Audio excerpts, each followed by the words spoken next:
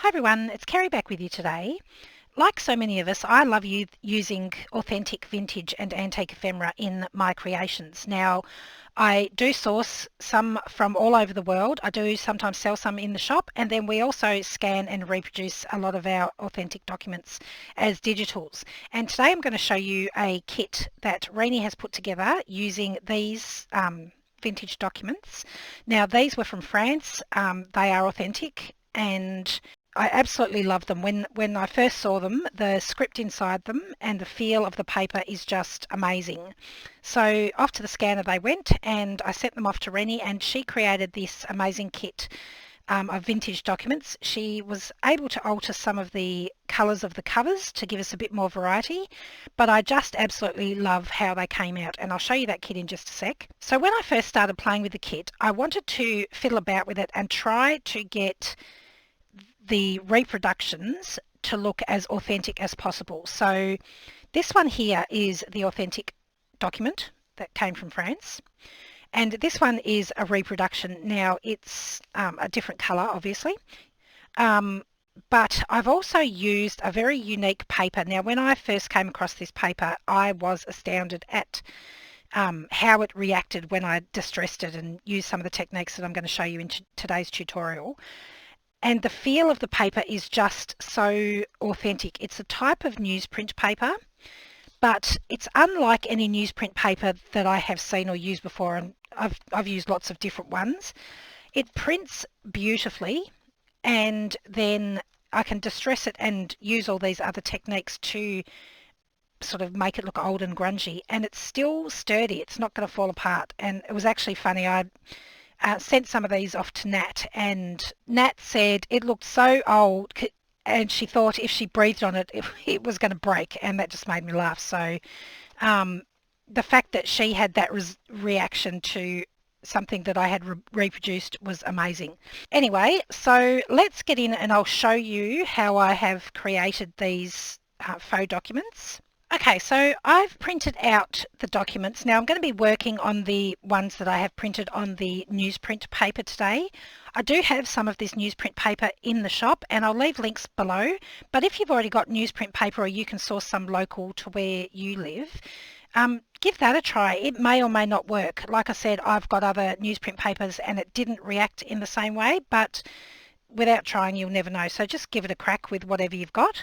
So this is the print on newsprint paper, and you can see the print on, this is matte photo paper. The print is different. It looks quite a bit more detailed on the matte photo paper than it does on the newsprint paper, but this looks more authentic to me once it's finished. So I'll just quickly flick through these so you can see the difference between the newsprint and the matte photo paper.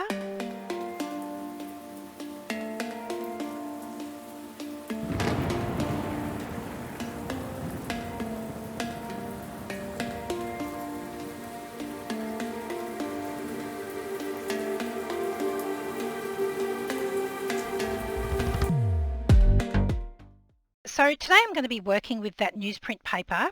So I have printed the digis out. I've printed them all double-sided because in the kit you will find the front cover and then the reverse of it so that you can.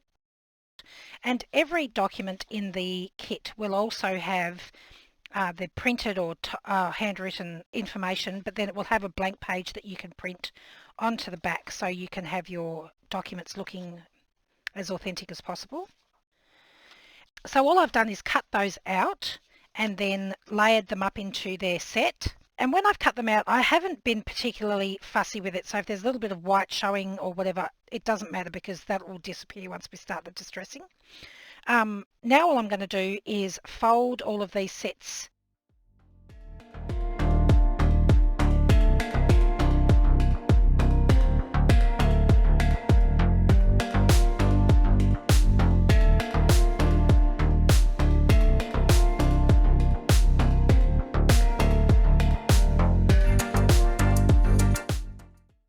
Okay, so I've gone through and folded all the documents. I actually folded the first few round the wrong way because I want them to be folded so that when I open them I can see the first page of the typing or script.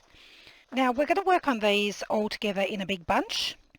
So I'm just knocking them all up together so that I've got like a firm block and all of my open edges are on the same side. Now over to the side of me here I've got a bowl with just a very small amount of water, maybe half a centimetre or maybe not even that much. And I'm going to begin by folding this whole big swatch of papers in half. I'm not actually creasing it, I'm just sort of folding it into a bunch. And then I've got just a cloth here, an absorbent cloth, and I'm just going to soak some of the water up in my cloth. I don't want too much, and then I'm just going to dab it along the edges of my pages. So this will begin weakening the fibres of those papers. Then I bring in my secret distressing weapon. This is actually a meat tenderizer. I don't know how old it is. It was my husband's before I met him, and I've never used it for tenderizing meat. So I thought I'd just bring it into the craft room and see what I could do with that. Now this can be quite noisy, so you might want to put a towel or something underneath it to soften the blow, literally. And then I take this distressed side and I literally just start hammering the edges of the paper. And when I do that, it just starts distressing the edges. So I'm going to go ahead and speed this up without all the bang, bang, bang so that you can see what it looks like once I've distressed it a bit more. So you can see that's really sort of starting to look a bit mangled. And then I'll flip it back the other way and do the same again. So there we go, that's really looking quite distressed there. Now if you don't have one of these, you could try using a regular hammer. You might need to use the other side that would have like, the little hooky things. Or you could even try something like an old hairbrush or, like a scrubbing brush, something that's got stiff bristles. That may work as well. But I'm pretty sure these are fairly easily obtainable. And I think Tim Holtz even just came out with like a teeny tiny distressing hammer just recently. So now I'm going to go ahead and do the same thing on each end here and on the other end.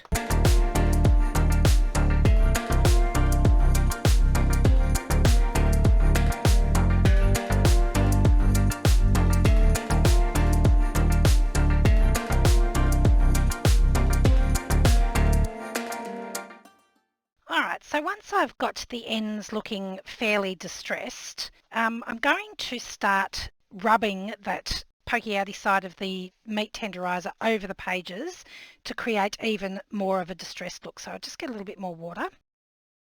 And then I'm going to start rubbing these pointy sides in all different directions over the edges of this distress bit here.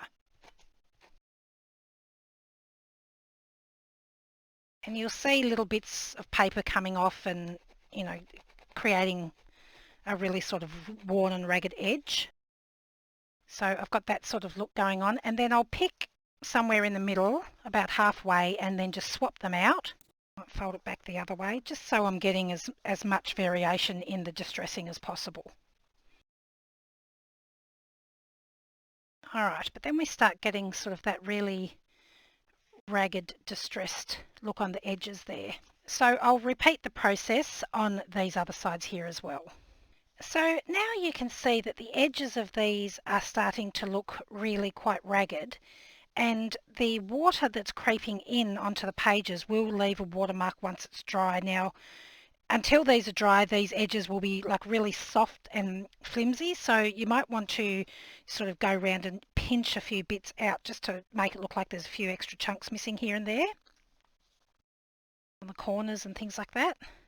And if there's an area that you don't feel like it got enough distressing, you can go back in with your cloth, add a bit more water. Now with the original ones that I did, these have very large sort of watermarks around the edges, and that's because when I first made them, rather than using the cloth to add water to the edges, I actually I'll do it with about half of these to show you. I took the document, rolled it up into a tight roll, and then,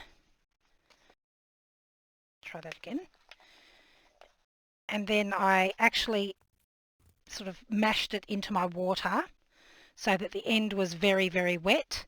And I did that around on both ends like this. And then to get it on the sides, I folded my document in half and half again. So I've sort of got this weird sort of scrolly looking thing, and again just dipped it in the water like that, and the water will immediately start soaking into the document. Now once it's dry, it's a fair bit lighter, but I wondered if it was a little bit too much, and then I would just went in and basically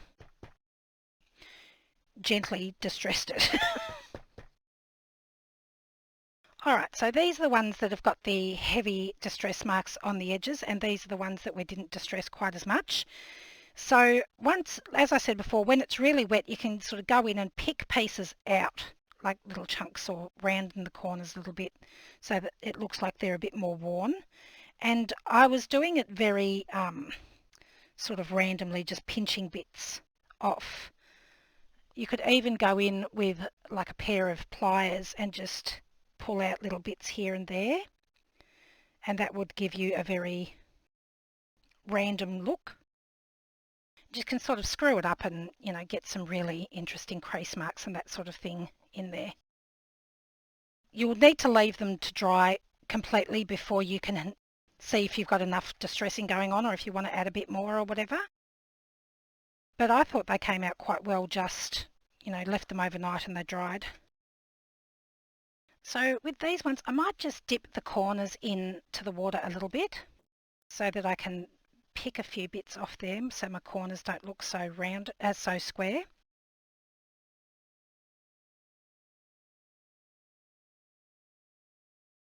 Alright, and then two other things I like to do with it once it's ready to just sit and dry is, in a couple of places along the spine, I'll just add some water. It's probably best to do this with a cloth, and then I'll just rub a little hole in the spine.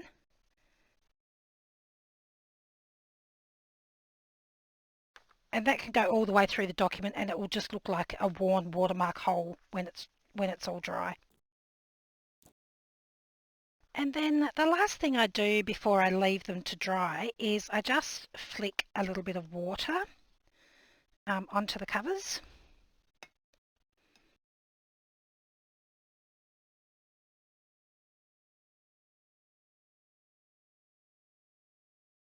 And this, when this dries, it'll just leave little like water speckles like this on here.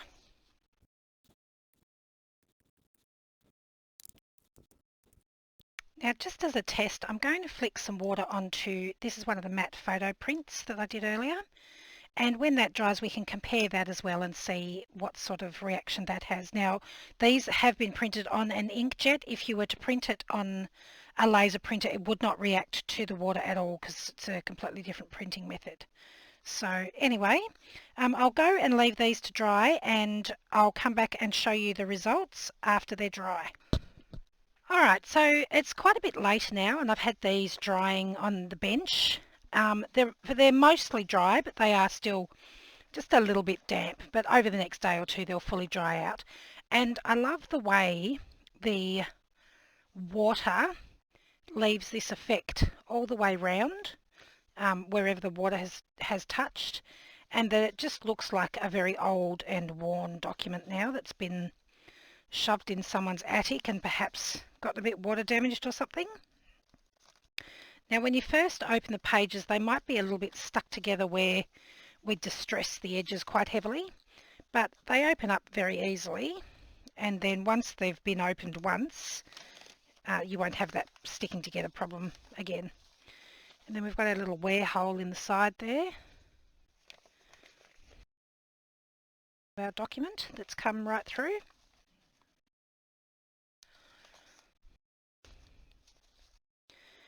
And the watermarks have just shown up as little splash, sort of slightly bleached colour on the documents. This one has a lot of watermark. This must have been one of the ones that I dipped into the water.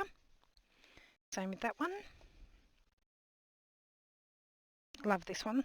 Looks so cool.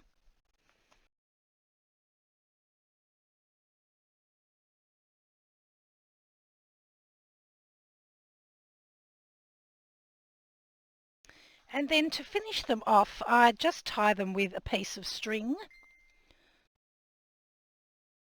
So I've got, these are some of the original ones that I made. This is just a piece of skinny jute string to finish it off. And then you've got your faux documents ready to tuck into a pocket or use in some Happy Mail or something. I just really enjoy making them. They're so easy to make and you can't really make a mistake. The more distressed you make them look, I think the better they look and they feel. So I have also used this, oh sorry, before we move on, this was that one that I flicked water on before the matte photo paper, and it really hasn't made any difference at all. I can't tell where that water was flicked on there. So I also made some mini ones to stick into little pockets because that's quite tall and skinny, and I think these turned out super cute. Just like a little vintage document.